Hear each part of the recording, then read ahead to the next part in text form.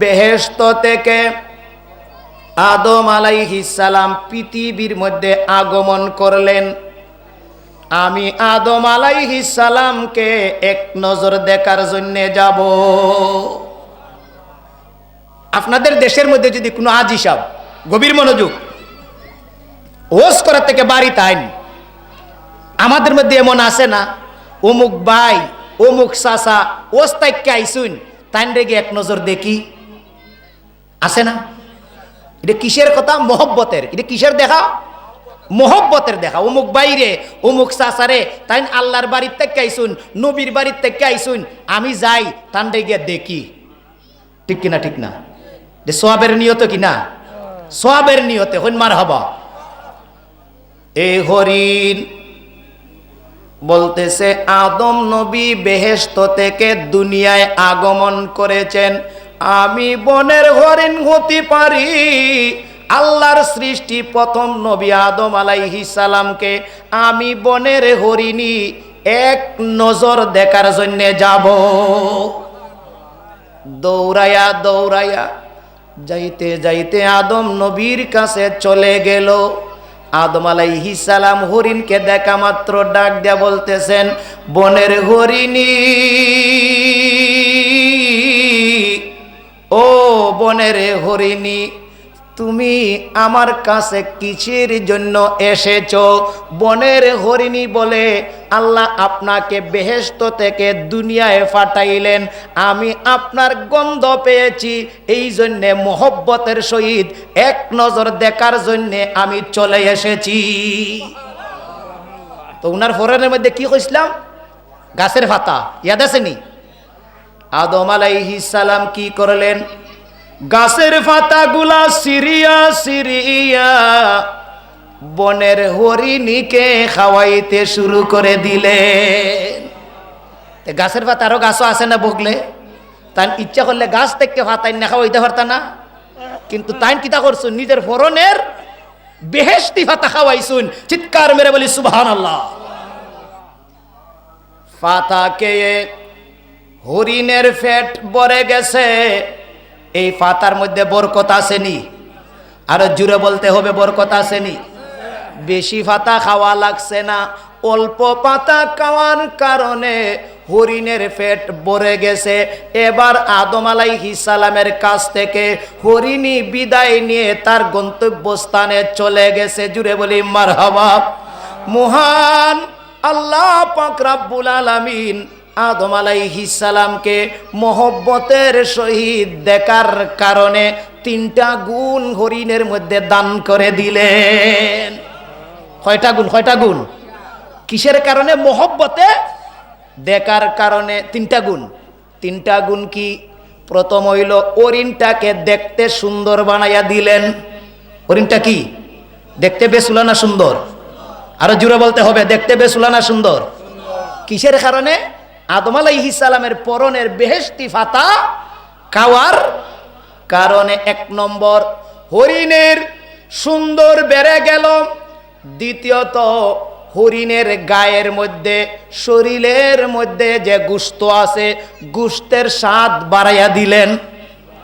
আপনি ছাগল বলেন, গরু বলেন, উট বলেন, দুম্বা বলেন, সব গোশতের চাইতে হরিণের গোশতের স্বাদ বেশি কিনা? বেশি। জুড়ে বলি মারহাবা।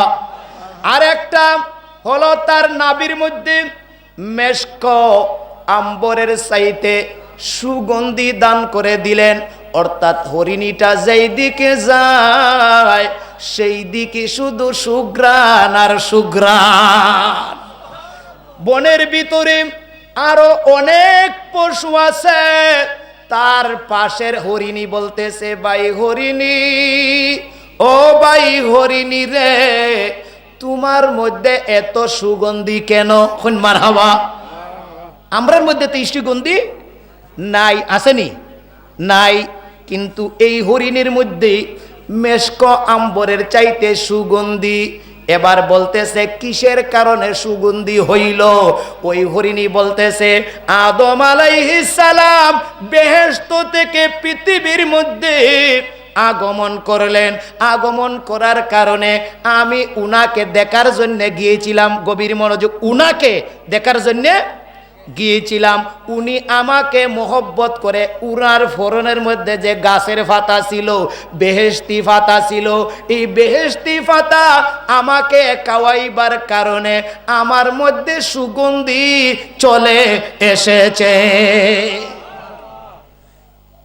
হইলে তো ই ফাতা খাইলে আমার মধ্যেও সুগন্ধি আইব, ই ফাতা খাইলে আমারও, তাহলে আমিও যাইমো আদম আলাইহিস সালামের কাছে, ফাতা খাইমু, আমার মধ্যে সুগন্ধি আইব। আগের হরিণ কিতার লাগি গেছে? আদম আলাইহিস সালামকে মোহব্বতে দেখার কারণে। আর ই হরিণই কিতার লাগি গেছে? গাছের ফাতা ফরনের মধ্যে আছে, আমি যদি যাই আমারও দিব, আমার মধ্যেও সুগন্ধি আইব। ই হরিণ কিতার লাগি গেছে? গাছের ফাতা খাইবার লাগি। ই হরিণ কিতার লাগি গেছে? আপনারা যারা হাজী সাহেব দেখার জন্য গেছেন, দেখবেন উনার কাছে গেলে উনি আপনাকে জমজমের পানি দিব। কথাটা ঠিক কিনা? জমজমের পানি হাজী সাহেবরা দেন নানি। এবং ওই দেশের খেজুর অথবা তেঁতুল হাজী সাহেবরা আনুন না, দেনি দেনি। তে আদম আলাইহিস সালাম বেহেশত থেকে আইসুন, আর তারা আইসে মক্কা মদিনার থেকে, তে দেওয়ার দরকার আছে কিনা নাই? যারা এই জমজমের পানি পান করবে, এক নম্বরে পানির পিপাসা নিবারণ হয়ে যাবে। 2 নম্বরে পেটের মধ্যে যদি খিদা থাকে, কোনো কিচ্ছু খাওয়া লাগবে না।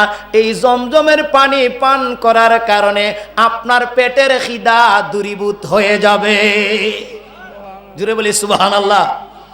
এবার হরিণী, দ্বিতীয় হরিণী গেল, যাইয়া আদম আলাইহিস সালামকে বলতেছে, আপনার পরনে বেহেশতি পাতা আছে, আপনি আমাকে বেহেশতি পাতা পান করান। জুড়ে বলি মারহাবা। আদম আলাইহিস সালাম বেহেশতি পাতা পান করাইলেন, জঙ্গলের মধ্যে চলে গেল। কিন্তু পাতা খাওয়ার পরেও এই হরিণীর মধ্যে 2টা গুণ আইলো, 3 নম্বর গুণ সুগন্ধি আইলো না। জুড়ে বলি মারহাবা। গুণ হটাইছে 2টা, একটা আসে নাই। এখন চিন্তাত নি, সর্বনাশ, ই হরিণে ফাইলো 3 গুণ, আমি ফাইলাম মাত্র 2 গুণ। এখন হরিণীকে জিজ্ঞেস করতেছে, ও হরিণী, ও ভাই হরিণী রে, তুমি ফাইলাই 3 গুণ, আমি ফাইলাম 2 গুণ, কারণটা কি জানতে পারিনি? বলে আমি বলতে পারবো না, তুমি আবার আদম আলাইহিস সালামের কাছে যাও, যাইয়া জিজ্ঞেস করো 2 গুণ আইলো, সুন্দর আইলো এবং গোশত স্বাদ বাড়লো, কিন্তু সুগন্ধি কেন আইলো না? যার কাছে পাতা খাইছো তার কাছে চলে যাও। হরিণী দৌড়াইয়া দৌড়াইয়া দৌড়াইয়া দৌড়াইয়া আদম আলাইহিস সালামের কাছে গেল, সালাম জানাইলো, ডাক দেয়া বলতেছে, আদম নবী, ও আদম আলাইহিস সালাম, আমার পূর্বের হরিণীকে আপনার হাতে পাতা খাওয়াইলেন, গুণ পাইল 3টা। আমি আইলাম আপনার কাছে, আপনার হাতে পাতা খাওয়াইলেন আমারে, আমি গুণ পাইলাম 2টা। ব্যাপারটা কি আমি জানতে পারিনি? জুড়ে বলি মারহাবা। এবার আদম আলাইহিস সালামের জবান মুবারক কুলিয়া বলতেছেন, বনের হরিণী, ও হরিণী রে, তোমার নিয়তের মধ্যে গন্ডগোল। কিসের মধ্যে? আরো জোরে বলেন, কিসের মধ্যে? নিয়তের মধ্যে গন্ডগোল। বলে আমার নিয়তের মধ্যে গন্ডগোল কোন জায়গায়? বলে ওই জায়গায় গন্ডগোল, আগের হরিণী এসেছে আমার মোহব্বতে আমাকে দেখার জন্যে, আমাকে দেখার জন্যে, আর তুমি এসেছো আমাকে দেখার জন্যে নয়, আমার ফাতাকে সুগন্ধি পাওয়ার জন্যে। যদি আমারে দেখবার লাগে আইতাই, তাহলে তোমার মধ্যেও 3টা গুণ আইলো নে, বিদায় তোমার নিয়তের মধ্যে গন্ডগোল, 2টা পাইছো, একটা বাতিল হইয়া গেছে। ঠিক কিনা? ঠিক না? এই জন্যে আপনি মাহফিলের মধ্যে আসবেন, বাবারা আমার, মা বোনরা আমার, ঘরের মধ্যে আর তাইকেন না, নিয়তটারে সহি করে বসে যান। দেখবেন আল্লাহ পাক রব্বুল আলামিন গায়বী প্রদত্ত থেকে আপনার মধ্যেও গুণ দান করে দিবেন।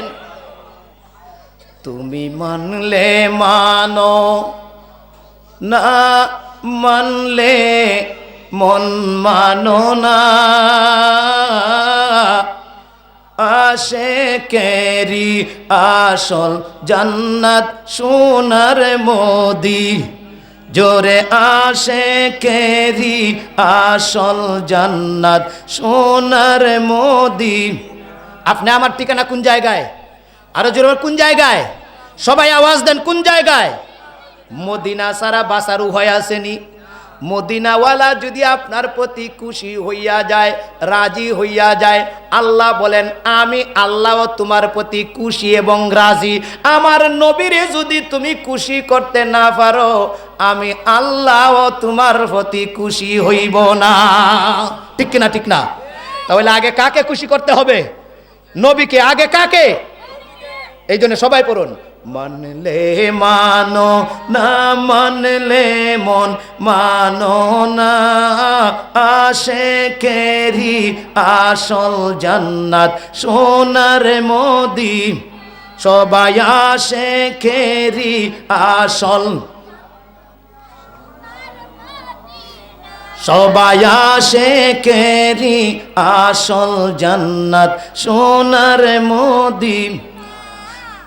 এক সময় ছিল মদিনা অলক্ষণের ভূমি, এক সময় ছিল মদিনা অলক্ষণের ভূমি, নবীর চোয়ায় লেগে হলো আরশের চেয়েও দামি, বলো নবীর চোয়া লেগে হলো আরশের চেয়েও দামি, জোরে আশেকেরি আসল জান্নাত সোনার মদিনা, বলো আশেকেরি আসল জান্নাত সোনার, সবাই আশেকেরি আসল জান্নাত সোনার মদিনা।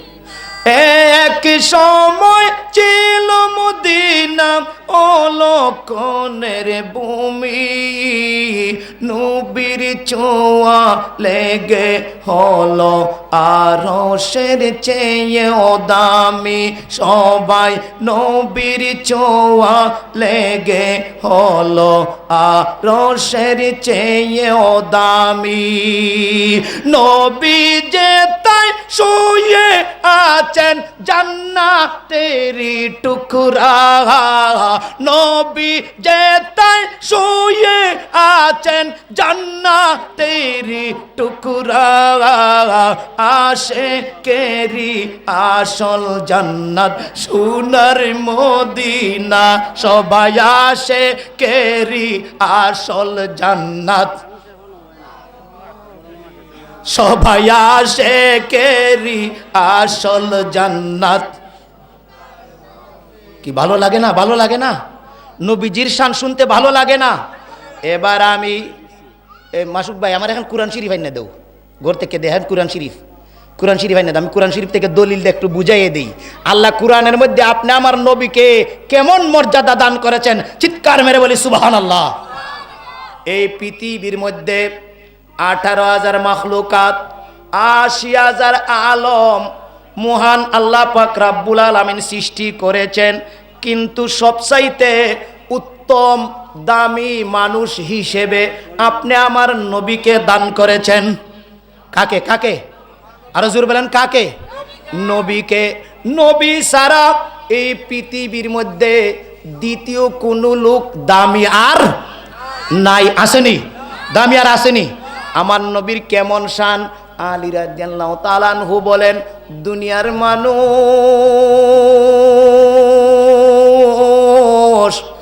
ও দুনিয়ার মানুষ রে, জেনে নাও জেনে নাও জেনে নাও, আমি নবীকে আমার নবী এমন পাওয়ার দিয়েছেন, এমন ক্ষমতা দান করেছেন, আনা মাদিনাতুল ইলমে ওয়া আলিয়ুন বাবুহা, জুরে বলি সুবহানাল্লাহ।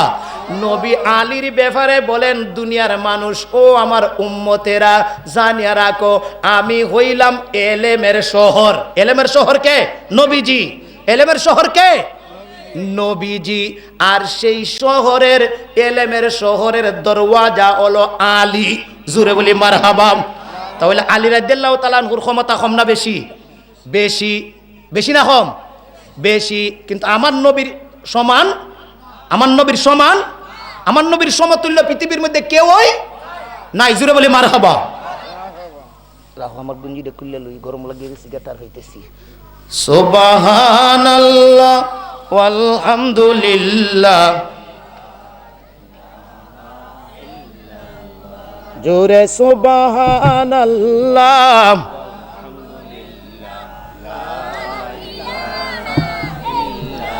বেশি সময় আপনাদের নষ্ট করব না, গভীর মনোযোগ।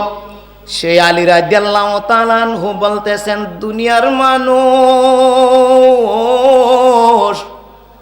ও দুনিয়ার মানুষ রে, আমার নবীর ব্যাপারে জেনে নাও, জেনে নাও, বুঝে নাও, বুঝে নাও। বলে কি বুঝবো? আমি হইলাম মদিনার এলেমের শহরের দরওয়াজা। আমি আলী যদি আমার নবীর ব্যাপারে, নবীর জীবনী, নবীর সম্মান, ইজ্জত, হুরমত আমি আলী লেখা শুরু করে দেই, জুরা বলে মারহাবা।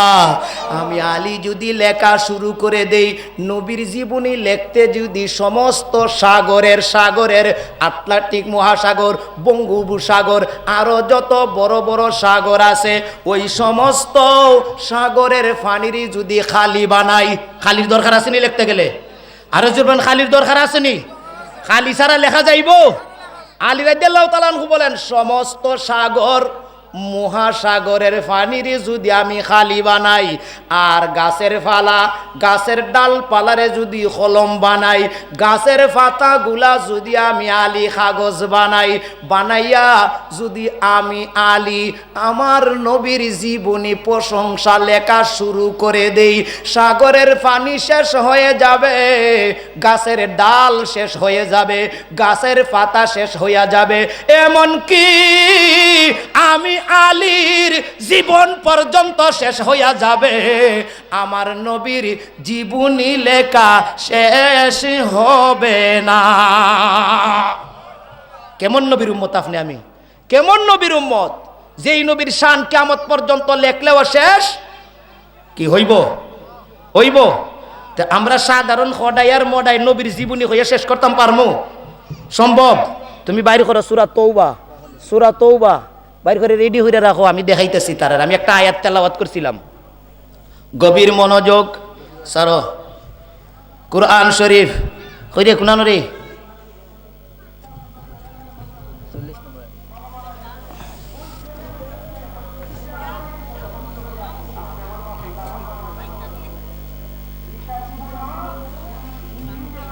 কুনানো রে 40,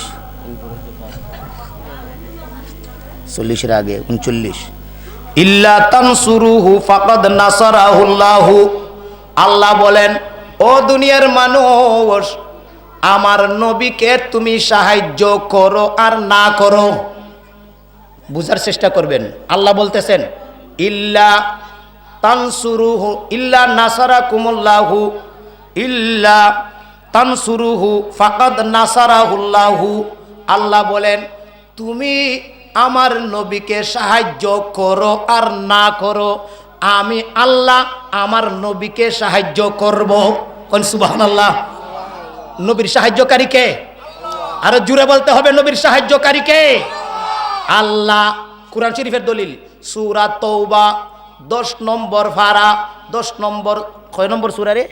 9 নম্বর সূরা, 10 নম্বর পারা, আয়াত নম্বর 39। এই আয়াতের মধ্যে 39, তাফসীরের মধ্যে আইছে 40। কোন মারহাবা। এই আয়াতের মধ্যে আল্লাহ পাক রব্বুল আলামিন বলেন, দুনিয়া আমার বান্দারা, ও বান্দারা, তুমি আমার নবীকে সাহায্য করো আর না করো। এই আয়াতখানা কিন্তু আরো 1450 বছর আগের নাজিল, ঠিক না? নবী দুনিয়ায় থাকা অবস্থায় কাফেরেরা আমার নবীর বিরুদ্ধে চলে গেছে, ঠিক কিনা? ঠিক না? তখন আল্লাহ আয়াত নাজিল করে দিলেন, মুশরিকরা আমার নবীর বিরুদ্ধে চলে গেছে, ষড়যন্ত্র করতেছে আমার নবীকে মারার জন্য, ধরার জন্য, কাটার জন্য। ওই সময় আল্লাহ আয়াত নাজিল করে দিলেন, হাবিব আমার বন্ধু, আপনি তাদেরকে জানাইয়া দেন, বুঝাইয়া দেন, তারা আপনাকে সাহায্য করুক আর না করুক, আমি আল্লাহ আপনাকে সাহায্য করব। সহজ কথা, সহজ কথা। আল্লাহ পাক রব্বুল আলামিন নবীজিকে ইশারা দিলেন, হাবিব আমার বন্ধু, এই মক্কা নগরে সবাই আপনার শত্রু হইয়া গেছে। হইছে নি? আবু জাহেল, উতবা, সাহেবা, নবীজির আফন চাচা আবু লাহাব, তাব্বাত ইয়াদা আবি লাহাবিন ওয়াত, এই যে আবু লাহাব এটা হলো নবীর আফন চাচা। আবু জাহেল কিন্তু নবীর আফন চাচা নয়। বুঝে আসছে? আবু লাহাব নবীর আফন চাচা। আপনার ঘরের মধ্যে যদি প্রথম অবস্থায় কোনো শত্রুতাই থাকে, তবে আপনার ঘরের মধ্যে থাকবো কোন জায়গায়?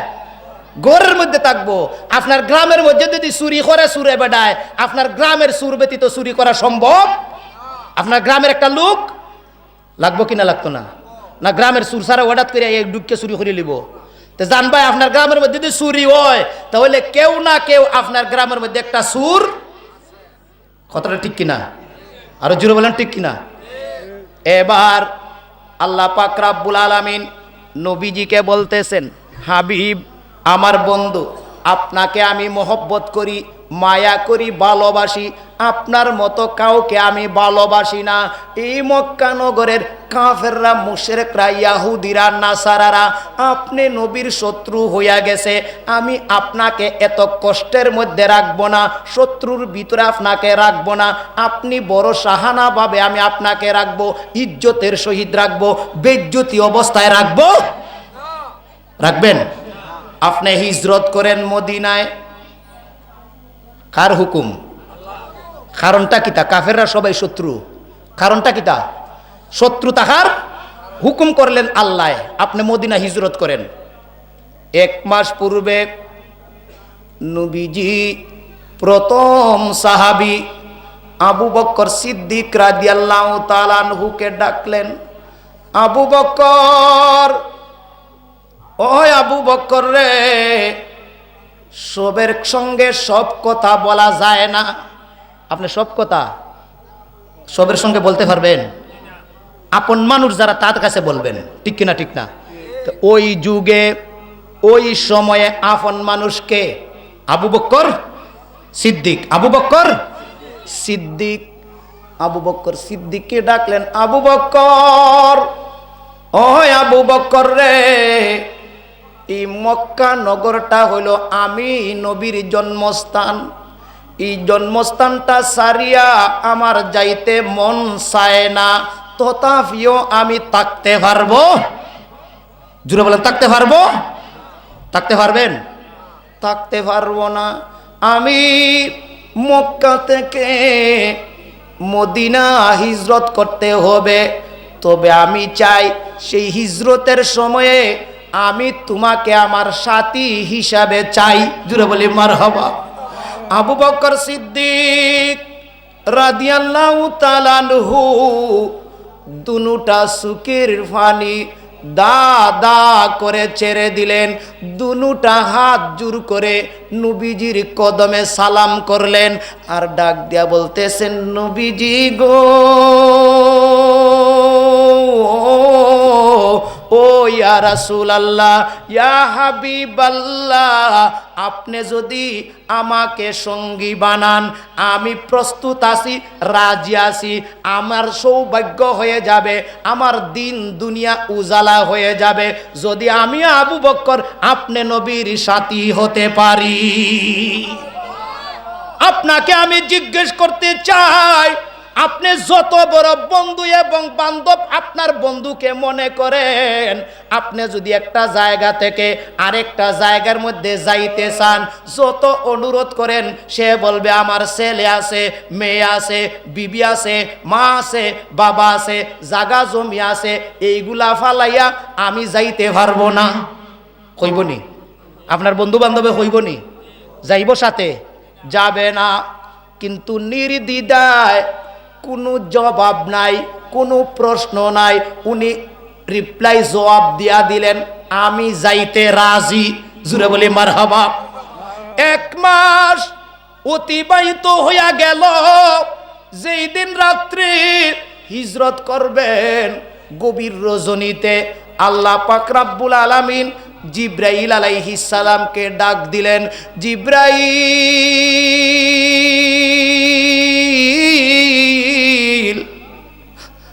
ও জিব্রাইল রে, আমার বন্ধুর জন্মস্থান সারিয়া বন্ধু চলে যেতে হবে।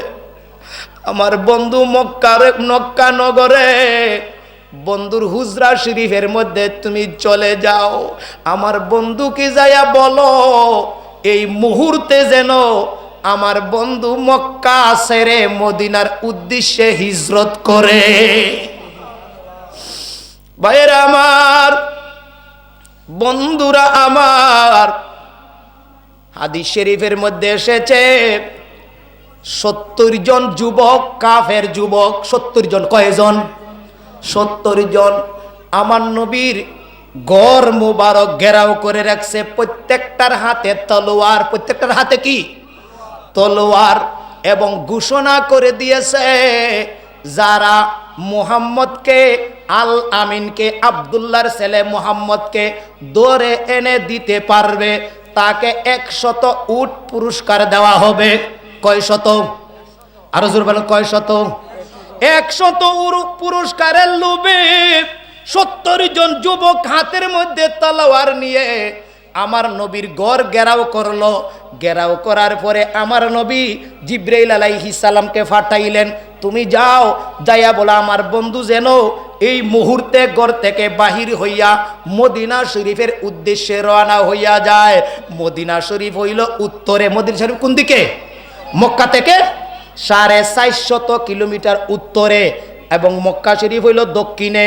এবার আমার নবীজি ঘর থেকে বাহির হবেন, এই অবস্থায় দেখতেছেন সমস্ত মানুষ ঘর ঘেরাও। যাওয়ার কোনো উপায়? যাওয়ার কোনো উপায় নাই। তলোয়ার হাতে, চতুর্দিকে ঘেরাও। জিব্রাইল আলাইহিস সালাম বললেন, ইয়া রাসূলুল্লাহ, ইয়া হাবিবাল্লাহ, আপনি এক কাজ করেন। বলে কি করব? সূরা ইয়াসিন 22 এবং 23 পারায় সম্মিলিত সূরা ইয়াসিন যারা মুখস্থ করেছেন, মুখস্থ করেন নাই, দেখবেন 22 এবং 23 পারা সম্মিলিত এই সূরা ইয়াসিন। জিব্রাইল আলাইহিস সালাম বলেন আপনি 9 আয়াত তেলাওয়াত করেন। কয় আয়াত? 9 আয়াত তেলাওয়াত করেন। এক মুষ্টি বালি হাতের মধ্যে নেন, বালি নিয়ে আপনি ফু দেন। ফু দেওয়ার পরে এই বালুটা আপনি কাফেরের উদ্দেশ্যে ছিটাইয়া দেন। জুড়ে বলি মারহাবা। ছিটাইয়া দেন। কাফের কয়জন? 70 জন। কাফের কয়জন? ছিটাইবেন কয়জন? একজন। ছিটাইবেন কয়জন? আপনি যদি এই জায়গার মধ্যে ধরেন 100 মানুষ আছেন, আমি যদি এখান থেকে ছিটাইয়া দেই কয়েকজনের চোখে পড়বে, বাকিটা পড়ব নি? বাকিটা পড়ব? পড়বে না। কিন্তু আল্লাহ হলেন সাহায্যকারী। সাহায্যকারী কে? আল্লাহ তো বলেছেন তুমি সাহায্য করো আর না করো, আমি আমার নবীকে সাহায্য করব। চিৎকার মেরে বলি মারহাবা। এবার আল্লাহ সাহায্য করতেছেন। আল্লাহ বলেন আপনি আপনার হাতের বালি ছিটাইয়া দেন। আপনি হইলেন ছিটাইয়া দেওয়ার মালিক, আর প্রত্যেকটা কাফেরের সুকে ঢুকাইয়া দেওয়ার মালিক আমি হইলাম আল্লাহ। নবীজি ছিটাইয়া মারলেন, সব কাফেরের চুকের মধ্যে পড়ে গেল। এবার আপনারা বলেন আপনার চুকে যদি কোনো কিছু পড়ে, একটা ছোট্ট বালি পড়লেও হাতির মতো চুকের মধ্যে লাগে, ঠিক কিনা? ঠিক না? খসলায় 2 হাত দিয়ে 2 চুকের মধ্যে খসলায় নাড়া দিতেছে। সবাই ছিল দাঁড়ানো, চুকের মধ্যে বালি পড়ার কারণে বসে গেল জমিনে। দাঁড়ায় থাকার ক্ষমতা আসেনি, বসে গেল।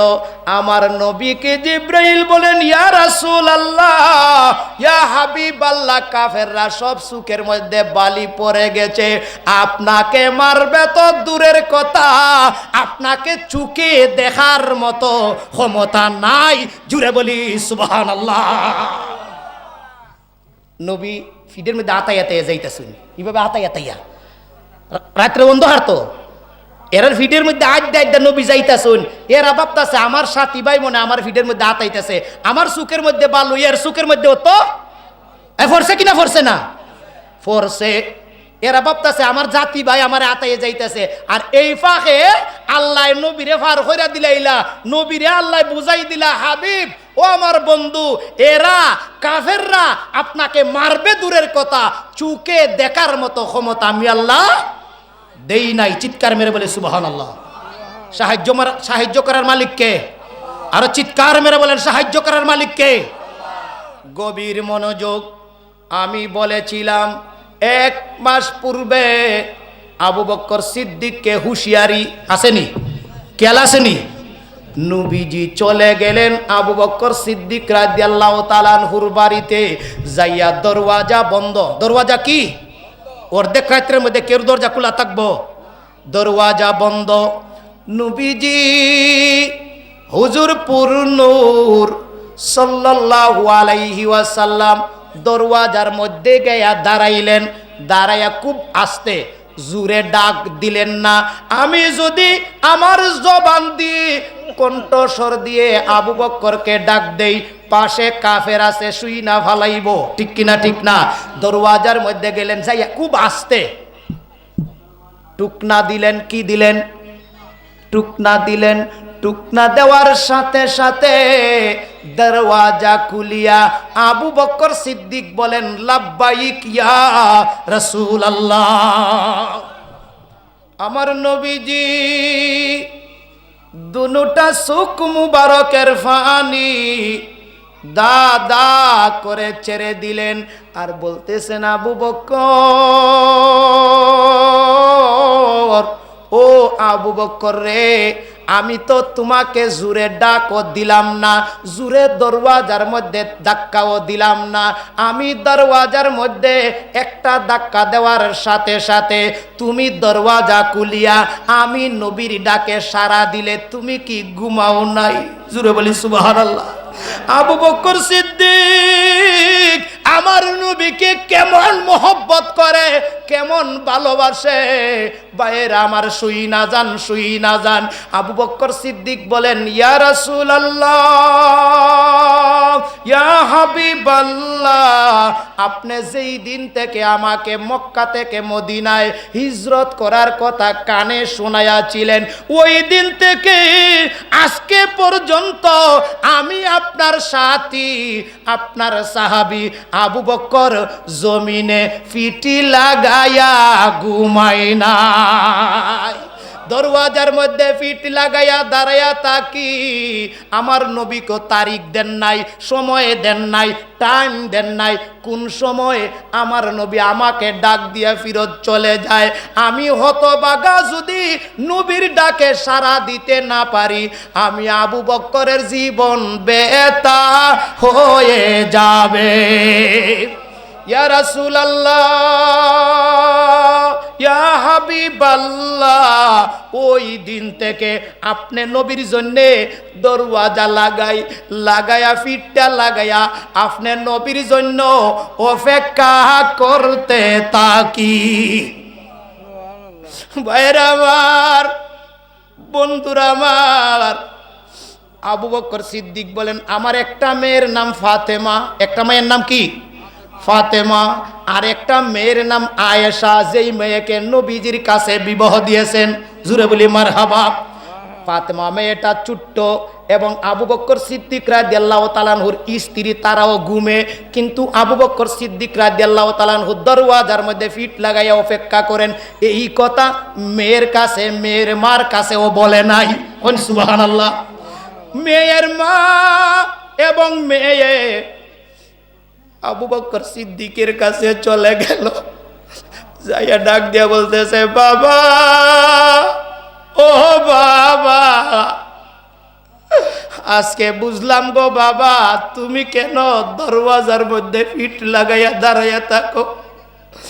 গভীর রহস্য তো আমাদের কাছে বলো নাই।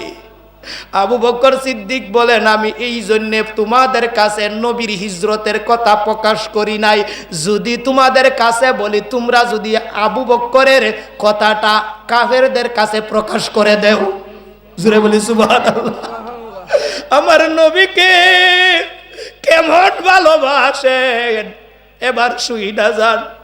আবু বকর বলেন, দেরি করা যাবে না, উঠো, চলতে শুরু করো। এবার মদিনা হইল উত্তর দিকে। মদিনা কোন দিকে? আমার নবী রওনা দিলেন দক্ষিণ দিকে। জুড়ে বলি মারহাবা। দক্ষিণ দিকে হাজী সাহেব যদি তাইকা থাকেন, দক্ষিণ দিকে যাইতে যাইতে যাইতে যাইতে একটা পাহাড় আছে, যেই পাহাড়টার নাম হইল জাবালে সৌর। জাবালে সৌর, যেই পাহাড়টা 10 থেকে 11 মাইল উঁচা, 10 থেকে 11 মাইল উঁচা।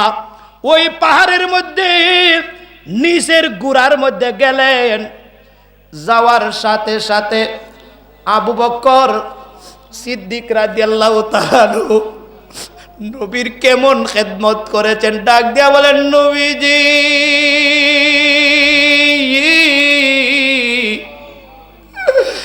ও মায়ার নবীজি গো, এত উঁচা পাহাড়ের মধ্যে উঠলে আপনি নবীর পা ফুলে যাবে, খাটা নবীর পায়ের তলায় ফুটে যাবে। আমি আবু বকর থাকতে আপনি নবীকে এত কষ্ট করা লাগবে না। জুড়ে বলি সুবহানাল্লাহ। বলে কি করব রে, কি করব? বলে আমি বইসা গেলাম, আপনি নবী আমার ফিটের মধ্যে উঠেন। আমরা ছোট্টবেলায় দাদারা বাবারা বাচ্চাদেরকে খাদে নেই, ঠিক কিনা? ঠিক না? জুড়ে বলেন নেই কি নেয় না? আদর করিয়া মোহব্বত করিয়া খাদের মধ্যে নিয়া বাড়ি হাঁটি বাড়ি গর গর ঘুরায়। এবার আবু বকর সিদ্দিক বলেন, আমি আপনি হইলেন আমি আবু বকরের জান। আপনি কি? আমি আবু বকরের জান। আমি আবু বকর হইলাম আপনার সাথী। আমি সাথী হবার পরেও যদি আপনি নবীর কষ্ট হইয়া যায়, আমি আবু বকর সাথে তাইকা কি লাভ হইল? বিদায় আপনি নবীর যাতে কষ্ট না হয়, আপনি আমার কাঁধের মধ্যে উঠেন, আমি সাওয়ারি হইয়া আপনাকে সাওয়ারি বানাইয়া আমি আপনাকে সৌর পর্বতের গুহার মধ্যে পৌঁছাইয়া দেব। এমন খেদমত করা সম্ভব? আর কেউ বেলায় সম্ভব? কাঁধে উঠাইলেন, 11 মাইল উঁচা জায়গা কাঁধে বহন করিয়া নবীকে নিয়ে পৌঁছাইলেন। জোরে বলি মারহাবা। গুহার পাড়ের মধ্যে গেলেন, আল্লাহ পাক রাব্বুল আলামিন সাথে সাথে কালামে পাকের আয়াত আমি যেটা বলেছিলাম আপনাদের কাছে, সানিয়াস নাইনি ইজহু মাহফিল গার। গার মানে গুহা, গার মানে কি? গুহা। গুহার পাড়ের মধ্যে গেলেন, আল্লাহ জিব্রাইল আলাইহিস সালামকে পাঠাই দিলেন, যাও যাও 2 জন ব্যক্তি গুহার পাড়ের মধ্যে, একজন হইল নবী আর একজন হইল নবীর সাহাবী আবু বকর। জুড়ে বলি সুবহানাল্লাহ। যাওয়ার সাথে সাথে জিব্রাইল আলাইহিস সালাম হাজির। সানিয়াস নাইনি ইজহু মাহফিল গার, সূরা তওবা 40 নম্বর আয়াত। যদি কাহারো ঘরের মধ্যে তাফসিরের কিতাব তাইকা থাকে, বাংলা কিতাব তাইকা থাকে, আপনি সেই বাংলা কিতাবটা বাহির করবেন, সূরা তওবা বাহির করবেন। যেই সূরার শুরুতে বিসমিল্লাহ নাই, যেই সূরার শুরুতে 114 কানা সূরা, 113 কানার মধ্যে শুরুতে বিসমিল্লাহ আছে, বিসমিল্লাহ। আর একটা সূরার মধ্যে কি নাই? বিসমিল্লাহ নাই। এই সূরার নাম হইল সূরা তওবা। জোরে বলি মারহাবা। এই সূরা তওবার 40 নম্বর আয়াত বাইর করবেন। আল্লাহ তো বলেছেন, আমি কেউ যদি নবীকে সাহায্য না করে আমি আল্লাহ সাহায্য করব। জোরে বলি সুবহানাল্লাহ। গুহার পাড়ের মধ্যে গেলেন, যাওয়ার পরে আমার নবী ফরমান, আবু বকর, ও আবু বকর রে, গুহার মধ্যে ডুববো, কিন্তু আগে কে ডুববে পরে কে ডুববে? একজন তো আকফিস হতে হবে, ঠিক কিনা? ঠিক না? না 2 জন একসাথে যাওয়া যাইব? এমন গোত্র 2 জন একসাথে যাওয়া সম্ভব নয়। একবারে সুরো, একবারে ছোট্ট পথ। আবু বকর সিদ্দিক বলেন, আপনি গুহার পাড়ের মধ্যে দাঁড়ান, আমি যাব আগে, আপনি নবী যাবেন আমার পরে। কোন মারহাবা। বলে কেন? সব সময় আমি নবী তাকি আগে, তুমি তাকো পিছে, আর এখন তুমি যাইবা আগে আমি যাইমু পরে, ব্যতিক্রম হয়ে যায় না? আর কি বলেন, ব্যতিক্রম কি না? আবু বকর সিদ্দিক বলেন, না, আমি আগে যাওয়ার কারণ হলো আমি আপনার সাথী, আমি থাকতে আপনার কোনো ক্ষতি হতে পারবে একটু আওয়াজ দেন, ক্ষতি হতে পারবে না। কারণ গুহার মধ্যে বিষাক্ত সর্প থাকতে পারে, হিংস্র কোনো প্রাণী থাকতে পারে, বন জঙ্গল আর জুফরি জাফরা থাকতে পারে, ময়লা আবর্জনা থাকতে পারে। আমি এইগুলা যাইয়া পরিষ্কার করব। পরিষ্কার করার পরে আমি আবু বকর আপনি নবীকে আহ্বান করব। আমার আহ্বানে আপনি নবী এই গুহার ভিতরে প্রবেশ করবেন।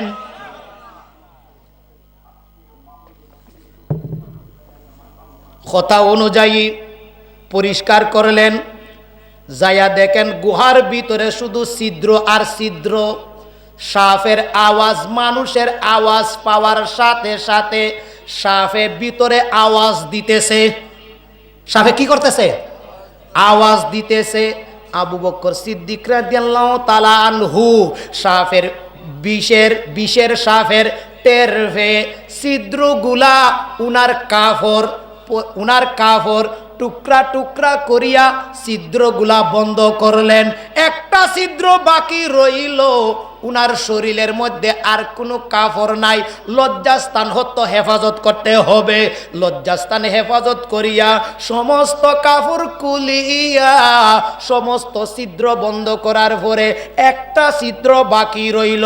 একটা ছিদ্রকে নিজের পায়ের তালা দিয়ে বন্ধ করলেন। আমার নবীকে ডাক দিলেন, নবীজি গো,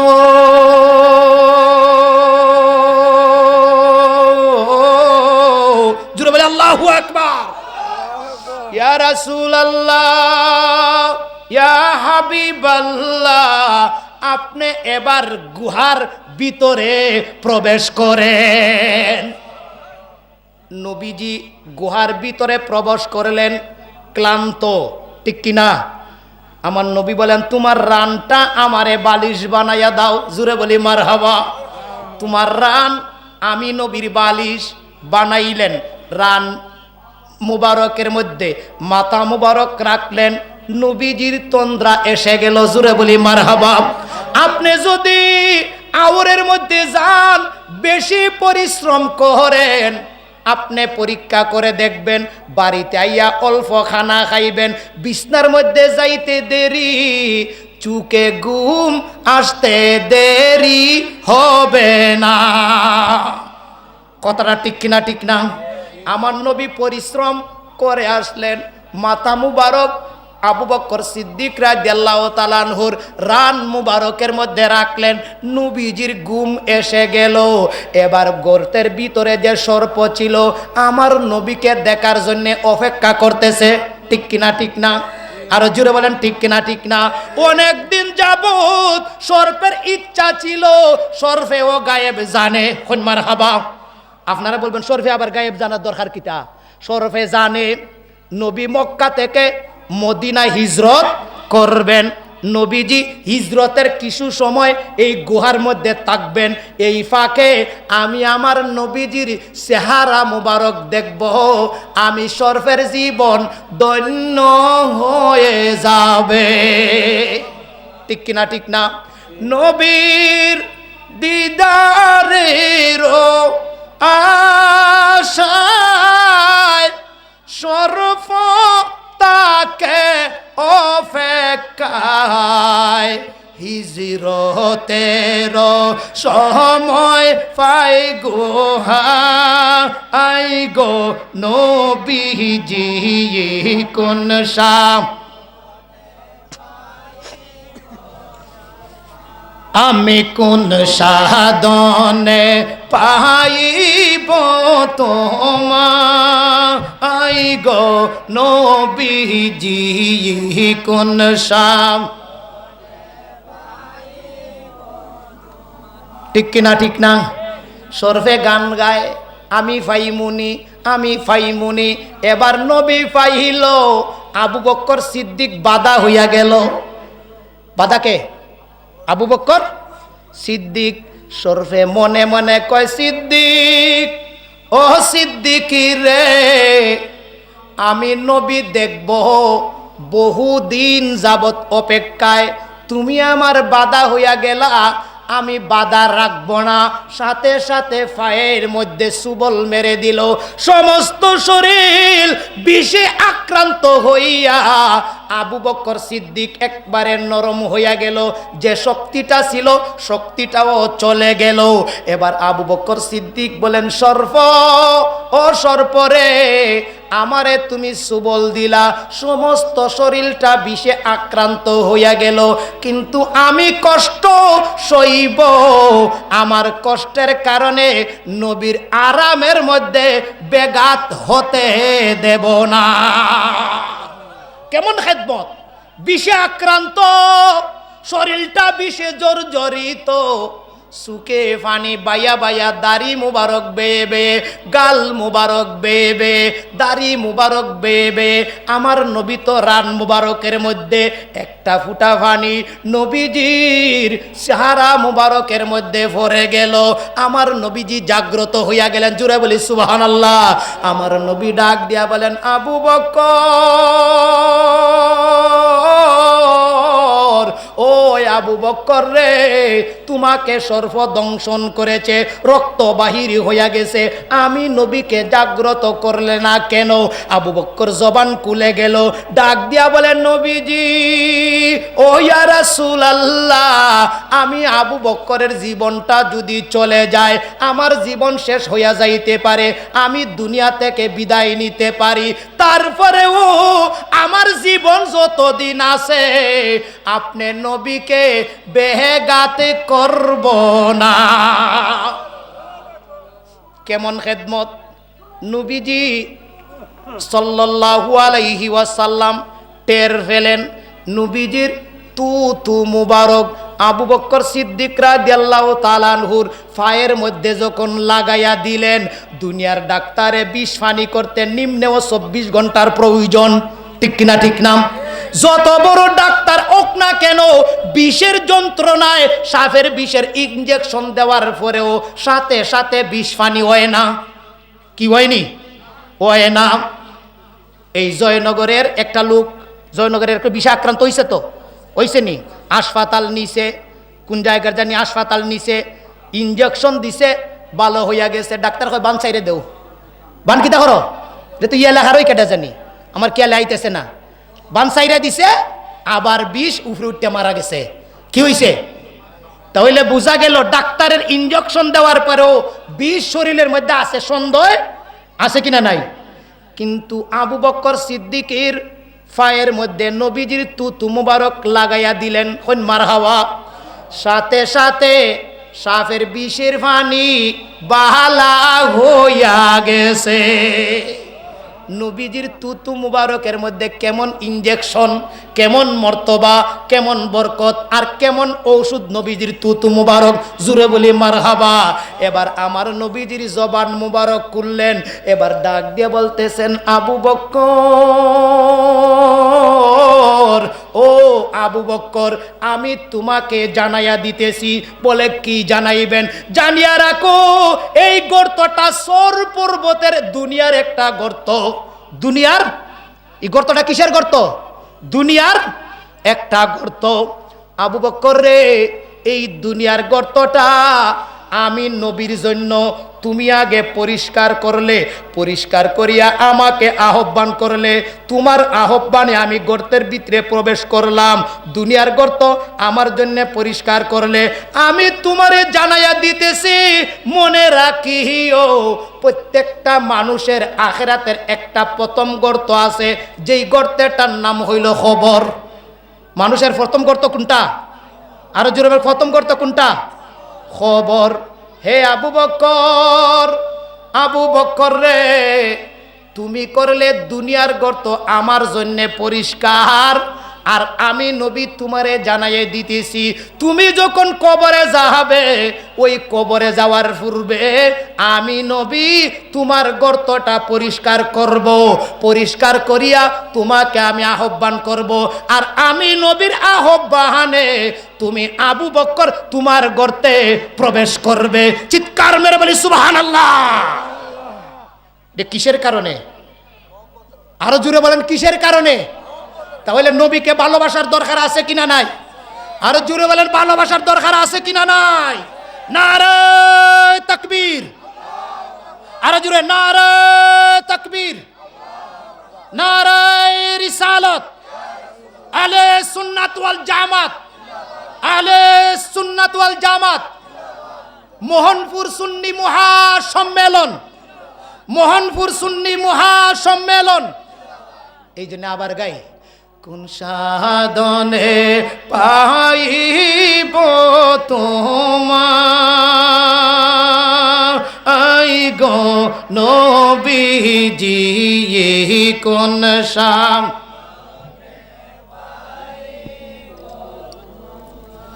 সবাই কোন সাধনে পাইব তোমার আই গো নবীজি, কোন শাম হুর ফরি নুরি গমন করে কত সাধন, হুর ফরি নুরি গমন করে কত সাধন, তবু আপনার দিদার নাই পাই গো নবীজি, কোন শাম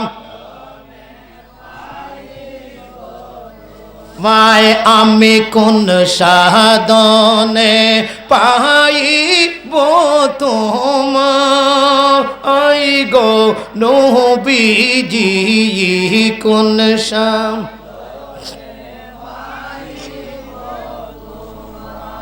গভীর মনোযোগ। সিদ্দিকে আকবর নবীর জন্য গর্ত পরিষ্কার করিয়া আহ্বান করলেন, নবী গর্তের ভিতরে প্রবেশ করলেন, ঠিক কিনা ঠিক না?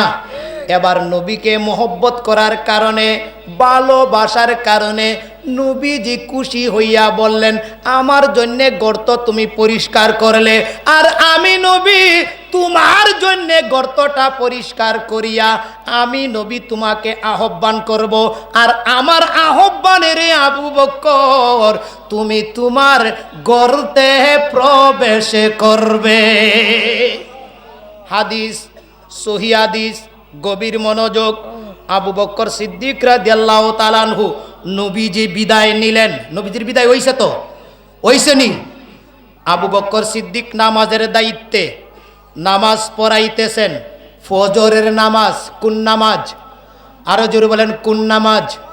ফজরের মধ্যে যারা মসজিদের মধ্যে যায়, আসরের সময় যারা মসজিদের মধ্যে মুসল্লিয়ানে কেরাম যান, তাদেরকে জিজ্ঞেস করবেন, হুজুর ফজরের নামাজ, আসরের নামাজ 2 ওয়াক্ত, আসসালামু আলাইকুম ওয়া রাহমাতুল্লাহ, আসসালামু আলাইকুম ওয়া রাহমাতুল্লাহ, সালাম ফিরাইলেন, ফিরাইয়া ওই পূর্ব দিকে মুখ, ঠিক নেই? কোন দিকে? আরো জোরে বলেন, কোন দিকে? আওয়াজ নাই দি, কোন দিকে? কোন লোকের? ইমাম সাহেবের। কোন লোকের?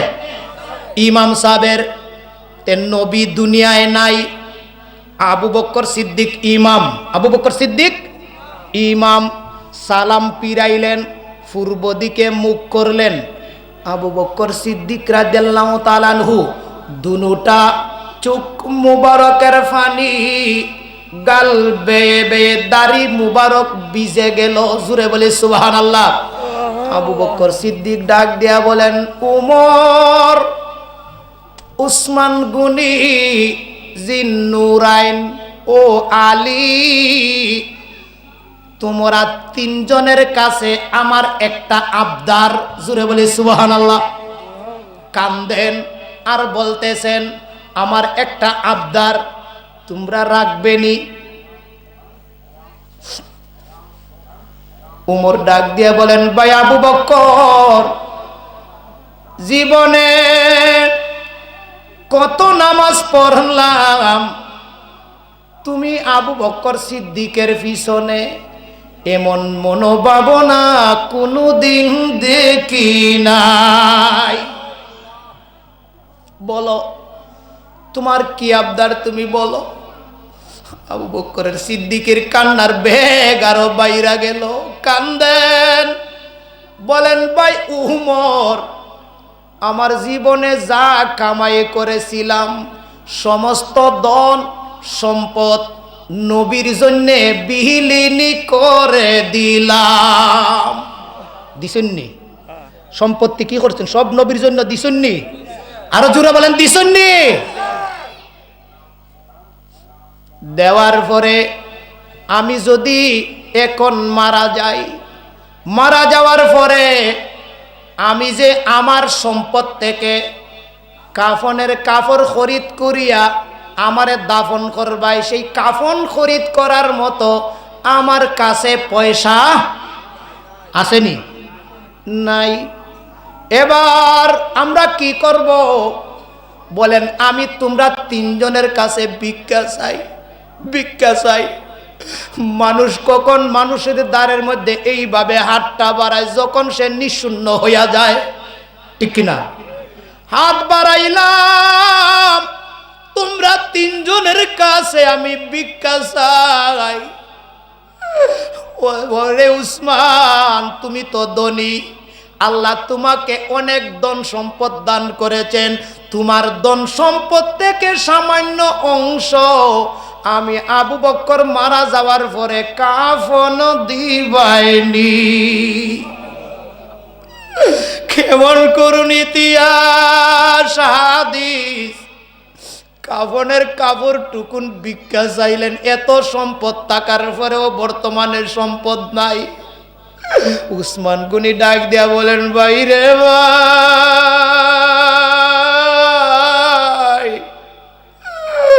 ও ভাই তুমি চিন্তা করিও না, আমি ওয়াদা দিলাম আমার সম্পদ থেকে যা সম্পদ লাগে তোমার কাফনের কাপড় খরিদ করে দেব। আলী, আলী রে, তোমার কাছে ভিক্ষা চাই। বলে কি ভিক্ষা চাও? বলে আমি জানি নবীজির শেষ বিদায়ের গোসল, মানুষের শেষ বিদায়ের গোসল আসেনি, বড়ই পাতার গরম জলের গোসল, ঠিক কিনা? ঠিক না? এ ভাইরা, দিলটাকে নরম করে দেন। নবীর মহব্বতে, নবীর সাহাবীর মহব্বতে পড়িয়া যদি মাঝির মাথা পরিমাণ পানি তোমার চোখ দিয়া বাইর হইয়া যায়, আল্লাহ বলেন বান্দা, বান্দা, বান্দা রে, আমার হাবিবের মহব্বতে পড়িয়া যদি মাছির মাথা পরিমাণ পানি তোমার নাকের ডগায় চলে আসে, আমি আল্লাহ ওয়াদা দিলাম তোমার জীবনের গুনাহ মাফ করে দেব। দিলটারে নরম করে দেন, নবীর প্রতি মহব্বত বাড়াইয়া দেন, দেখবেন আপনার জীবন ধন্য হইয়া যাবে। আলী রে, দুইটা হাত জোর করে দিলাম, তুমি আমার ভিক্ষা দিবেনি বলো? বলে কি দিতে হবে তুমি বলো? বলে তুমি তো তোমার দুইটা হাত দিয়ে আমার মায়ার নবীজির, নূরের নবীজির শেষ বিদায়ের গোসলটা দিয়েছিলে। জুড়ে বলি মারহাবা। আলী, আমি চাই যেই হাতটা নবীজির শরীর মুবারকের মধ্যে লাগছে, ওই হাতটা দিয়ে আমি আবু বকরের শেষ বিদায়ের গোসল দিয়া দিবে। ওয়াদা দিলাম গোসল দেব। এবার কাফন পাইলেন, গোসল সমাধান হলো, জানাজার নামাজ বাকি রইল, ঠিক কিনা? ঠিক না? আরো চিৎকার বলেন ঠিক কিনা? ঠিক না? এ উমর, উমর রে, তোমার কাছে ভিক্ষা চাই, আমি যখন মারা যাব, গোসল দেওয়া শেষ হবে, কাফনটা পরানো হবে, খাটের মধ্যে আমারে রাখবে, ঠিক কিনা ঠিক না?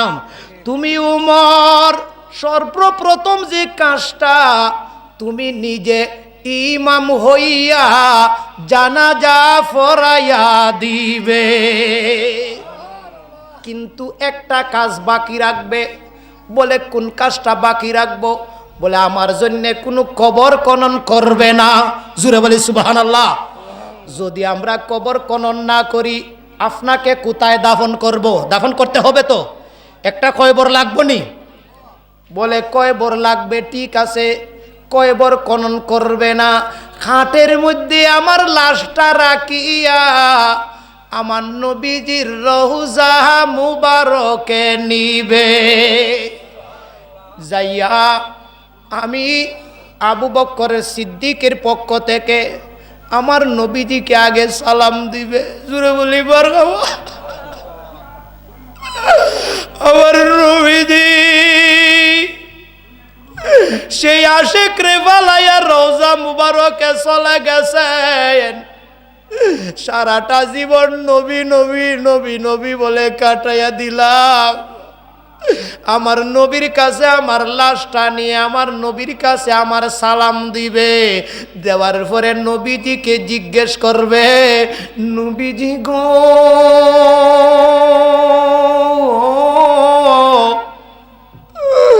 ও ইয়া রাসূলুল্লাহ,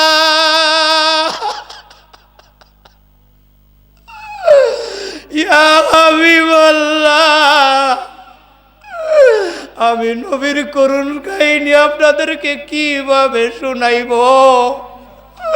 1400 বছর আগে যারা নবীজির সামনে আবু বকরের লাশটা নিয়ে দাঁড়াইল, নবীজিকে সালাম জানাইল, ওই সময়টা না জানি রে কেমন ছিল।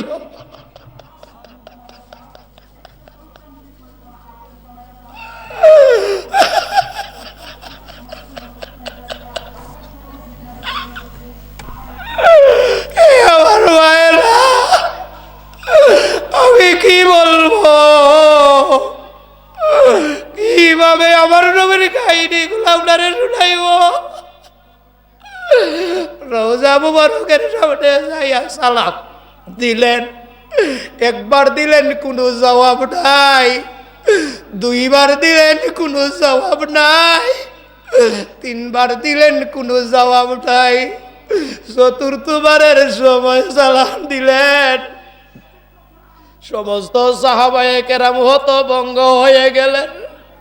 কিছুদিন আগে নবীজি দুনিয়া থেকে বিদায় নিলেন, আর এত তাড়াতাড়ি আবু বকর সিদ্দিককে বুইলা গেলেন কিভাবে? আমার নবীজির হাদিস শুই না যান, সাহাবায়ে কেরামের হাদিস শুই না যান, নবীর প্রতি মহব্বত বাড়াইয়া দেন। 4 বারের সময় উমর ফারুক বলেন, আমি সালাম দিতেছি। 4th বারের সময় দেখি রে দুনিয়ার মানুষ, আমার নবীর রওজা মুবারকের মধ্যে কম্পন সৃষ্টি হইয়া গেছে। রওজা মুবারক তর করে কাঁপতেছে। আমরা তাকাইয়া রইলাম। কিছুক্ষণ পরে দেখি রে আমার দয়াল নবীজির 2টা নূরানি হাত মুবারক রওজা মুবারকের মধ্যখান দিয়া বাহির হইয়া গেছে। আল্লাহু আকবার। 2টা হাত বাহির হইয়া গেছে। আমার দয়াল নবীজির জবান মুবারকে ডাকতেছেন, আমার নবী জিন্দা না মুর্দা? আর চিৎকার মেরে বলেন জিন্দা না মুর্দা? আমার নবী হায়াতুন নবী, চিৎকার মেরে বলি মারহাবা।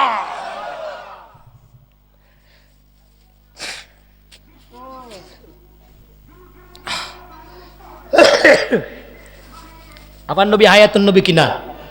আরো চিৎকার মেরে বলতে হবে হায়াতুন নবী কিনা। গভীর মনোযোগ। নবীর একজন পাগল আবুল খায়ের আক্তা। আবুল খায়ের আক্তা নামটা কি? আবুল খায়ের নবীজির একজন প্রেমিক আশেক। হাজিরা আগে যায় মক্কা শরীফ। আগে কোন জায়গা যায়? মক্কা শরীফ। মক্কা শরীফ জিয়ারতে যারা যায় তারা হইল মক্কা শরীফের মেহমান, আল্লাহর মেহমান। কার মেহমান? আরো জোরে বলতে হবে, কার মেহমান? আল্লাহর। আজি যাবা শুননি কেউ? আল্লাহর মেহমান আবুল খায়ের আক্তা আল্লাহর বাড়ি জিয়ারত করার পরে মদিনা শরীফের মধ্যে চলে গেল। এখন মদিনা শরীফ চলে গেলে কার মেহমান? নবীজির। কার মেহমান? আরো জোরে বলেন, কার মেহমান? আমি এই জায়গার মধ্যে এসেছি দাওয়াতে। কি দাওয়াতে? না, আমাকে দাওয়াত দিয়ে আনা হয়েছে বিদায় অল্প সময়ে বয়ান করার সুযোগ পেয়েছি। আমাকে কি খাওয়াইবে না খাওয়াইবে আমার বাতিজা রুমেন এবং মাসুক ভাই, এইবারে আরেকজন গার্জিয়ান মুরব্বী, এই যে একটু আগে এখনো বসা ছিলেন, তারা কি আপ্যায়ন করবেন খালি এই চিন্তাই আসুন। ঠিক কিনা? ঠিক না? আমার বাড়ি তুজুর আইসুন, আমি আপ্যায়ন করবো, আমার মেহমান। ঠিক কিনা? ঠিক না? আবুল খায়ের আক্তা নবীজির রওজা মুবারকের সামনে গেল, যাইয়া বলতেছেন, নবীজি, ও মায়ার নবীজি, একদিন আগে ছিলাম কানায় কাবায়, মেহমান ছিলাম আল্লাহর। খার আল্লাহ আমাকে খাওয়াইলেন, জাগা দিলেন, ইবাদত করার সুযোগ দিলেন। আমি মক্কা থেকে মদিনায় যখন চলে এসেছি, আমি এখন আপনার মেহমান। জুড়ে বলি মারহাবা। আপনি বলতে কে? নবীজি। আপনি বলতে কে? নবীজি আপনার মেহমান। আমি এখন আপনার রওজা মুবারকে আসলাম, আপনার মেহমান, আপনার বাড়িতে। আপনার হাতে যদি আমার খানা না খাওয়ান, এই পৃথিবীর কোনো খাবার আমি খাব না। আপনার মেহমানরা আপনার হাতে খাওয়াইতে হবে। একদিন চলে গেল, 2 দিন চলে গেল, কোনো খানা নাই। 3 দিন চলে গেল, কোনো খানা নাই। 5 দিনের দিন পেটের কিদায় পেটের মধ্যে ফাত্তর বাঁধলো। ফাতর বাঁধব, তবু দুনিয়ার কোনো খানা খাবো না নবী আপনি না খাওয়াইলে। জুড়ে বলি মারহাবা। কেমন পাগল! পেটের মধ্যে ফাতর বাঁধলো, খানা খাবো না নবীর হাতে না খাওয়াইলে। 5 দিনের দিন চুকের মধ্যে ঘুম চলে আসলো। ঘুম চলে আসার কারণে আমার নবীজি নিজে, আবু বকর সিদ্দিক, উসমান গনি জিন্নুরাইন, হযরতে আলী, 4 জন একসাথে পাগলার সামনে হাজির। আর জুড়ে বলবেন না সুবহানাল্লাহ? হাজির।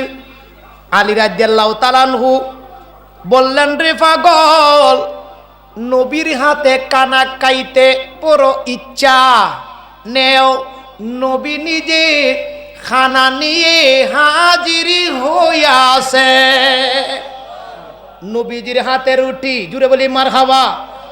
রুটি দিলেন, রে পাগল আবুল খায়ের আক্তা, নে, আমার হাতে খানা খাইবে, বড় আফসুস, নে খানা খা। এখন মারহাবা। আবুল খায়ের আক্তা দেখে নবীজি নিজের হাতে রুটি দিতেছেন। আবু বকর সাথে উসমান গনি জিন্নুরাইন, উমর ফারুক, উসমান গনি জিন্নুরাইন, হযরতে আলী, 3 জন সাহাবী স্বয়ং নবীজি হাজির। রুটি দিলেন। আবুল খায়ের আক্তা বলেন, আমি খাওয়া শুরু করে দিলাম, অর্ধেক রুটি খাইলাম। জুড়ে বলি মারহাবা। রুটি কতখান খাইলো? আরো জোরে বলুন, খরখান। অর্ধেক খাওয়ার পরে নবী রওনা হয়ে দিলেন। আবু বকর, উমর, উসমান ও আলী, চলো আমরা চলে যাই। পাগলের গুসা ভাঙ্গিয়ে গেছি। এখন সুবহানাল্লাহ। পাগল তো গুসা করছিল, আমার হাতে না খাওয়াইলে খাইবে না। গুসা ভাঙ্গিয়ে গেছি, অর্ধেক রুটি খাইয়ে লেছে। চলো আমরা চলে যাই। জুড়ে বলি মারহাবা। রওনা দিলেন। নবীজি আগে, আবু বকর, উসমান গনি জিন্নুরাইন প্রমুখ সাহাবায়ে কেরাম রাদিয়াল্লাহু তাআলা আজমাইন। এবার পাগলের ঘুম ভেঙে গেল। পাগলের ঘুম কিতা হইছে? নবী যাইতেছেন চলিয়া, দৌড়াইতে লাগলো, নবীজির কদমে ধরবে, নবীজির কদমে ধরবে। কিন্তু ঘুম ভাঙ্গার পরে দেখে রে 4 জনের মধ্যে একই জন সেই জায়গায় নাই। ঘুম থেকে উঠে দেখে নাই, কিন্তু হাতের মধ্যে যে রুটি, হাতের মধ্যে কি রুটি, অর্ধেক না ফুল, অর্ধেক হাতের মধ্যে দেখে অর্ধেক রুটি খাওয়া, আর অর্ধেক রুটি হাতের মধ্যে আছে। মার হাওয়া, অর্ধেক হাতের মধ্যে আছে কিনা নাই? আছে। এবার ওই আবুল খায়ের আত্মা বলে, নবীজি, ও মায়ার নবীজি, আমি যেই আশাটা করেছিলাম সেই আশায় আমার পূরণ হইয়া গেছে। আশা কি হইছে? পূরণ হয়ে গেছে। তাহলে কি বুঝলেন? শুধু নবী জিন্দা নয়, আবু বকর সিদ্দিক রাদিয়াল্লাহু তাআলা আনহু জিন্দা, উমর ফারুক রাদিয়াল্লাহু তাআলা আনহু জিন্দা, উসমান গনি জিন্নুরাইন রাদিয়াল্লাহু তাআলা আনহু জিন্দা, আলী রাদিয়াল্লাহু তাআলা আনহু জিন্দা। ঠিক কিনা? ঠিক না? আর চিৎকার মারে বলেন ঠিক কিনা? ঠিক না? আমি বলতেছিলাম, একবার সালাম দিলেন, 2 বার সালাম দিলেন, 3 বার সালাম দিলেন, 4th বারের সময় নবীজির হাত মোবারক বাহির করলেন। ঠিক কিনা? বাহির করার পরে ডাক দেয়া বলতেছেন, উমর, উসমান, আলী, আর চিন্তা করতে হবে না, আমি ওয়াদা দিয়েছিলাম, আমার গর্ত পরিষ্কার করেছিল গুহায় আবু বকর সিদ্দিক আগে, আবু বকর সিদ্দিকের আহ্বানে আমি আমার গর্তে প্রবেশ করেছিলাম। আজকে আমি আবু বকরের গর্তটা নিজের হাতে পরিষ্কার করলাম, এবার তাকে তার গর্তে ঢুকাইয়া দাও আমার ডান পাশে। চিৎকার মেরে বলি সুবহানাল্লাহ। কোন পাশে? ডান পাশে আবু বকর সিদ্দিক রাদিয়াল্লাহু তাআলা আনহুর রওজা মুবারক, বাম পাশে উসমান, বাম পাশে উমর ফারুক রাদিয়াল্লাহু তাআলা আনহুর রওজা মুবারক। এবং একটা জায়গায় এখনো বর্তমানে খালি জায়গা রাখা হইয়াছে, যিনি ঈসা আলাইহিস সালাম এই দুনিয়ার মধ্যে আগমন করবেন নবী হয়ে নয়, আপনি আমার নবীর উম্মত হয়ে। ঠিক কিনা? ঠিক না? আরো জোরে বলেন ঠিক কিনা? ঠিক না? তাহলে এই নবীর প্রয়োজন আছে কিনা নাই? এই নবীর দরকার আছে কিনা নাই? এই নবী ছাড়া আপনি বেহেশতে যাইতে পারবেন? নবী ছাড়া বেহেশতে যাইতে পারবেন? নবী ছাড়া যদি কেউ বেহেশতে যাইতে চায়, এ হইল 1 নম্বর বুকা। 1 নম্বর কি? 1 নম্বর বুকা। যারা ডাইরেক্ট আল্লাহ পাইতে চায়, আল্লাহ বলেন না না না, আমাকে ডাইরেক্ট পাওয়া যাবে না। যদি আল্লাহকে ডাইরেক্ট পাওয়া যাইতো সূরাতুল ইখলাস অর্থাৎ কুল হুয়াল্লাহ। ঠিক কিনা? ঠিক না? বিসমিল্লাহির রহমানির রহিম,